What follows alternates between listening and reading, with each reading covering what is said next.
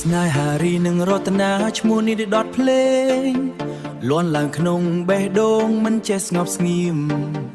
រីស្មោះជាមួយរតនាមិនដែលមានថ្ងៃប្រែហើយអូនក៏នៅដដែលស្រឡាញ់បងមិនរលា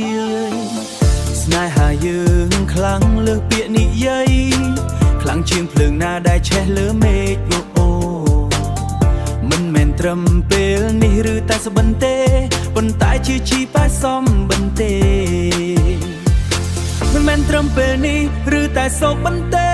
ប៉ុន្តែជាជីវិតពិតដែលបងរកឃើញ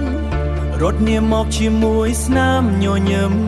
បំភ្លឺថ្ងៃងងឹតរបស់បងរីដែលធ្លាប់រឿងម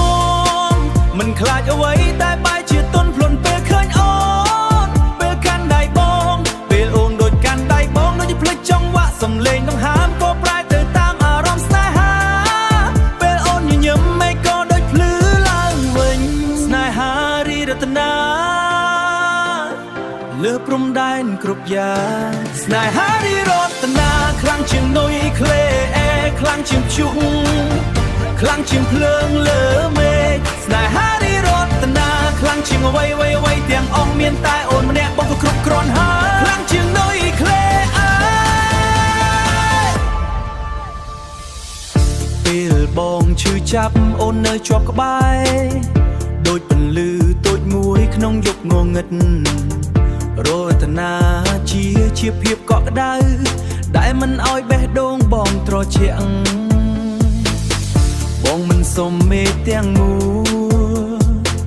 មិនសុំសមុទ្រធំទូលាយសុំតែស្នេហាមួយនេះឲ្យនៅជាមួយគ្នារហូតទៅថ្ងៃណាក៏ដោយបើមានអូនពិភពលោកក៏មិនស្ងាត់ទេ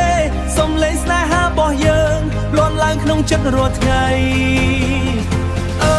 មានបេះដូងយើងទាំងពីរបើថ្ងៃស្អែកមេឃធ្លាក់ដួលបើពិភពលោកបាត់បង់ពន្លឺបងនៅតែជាប់ដៃអូន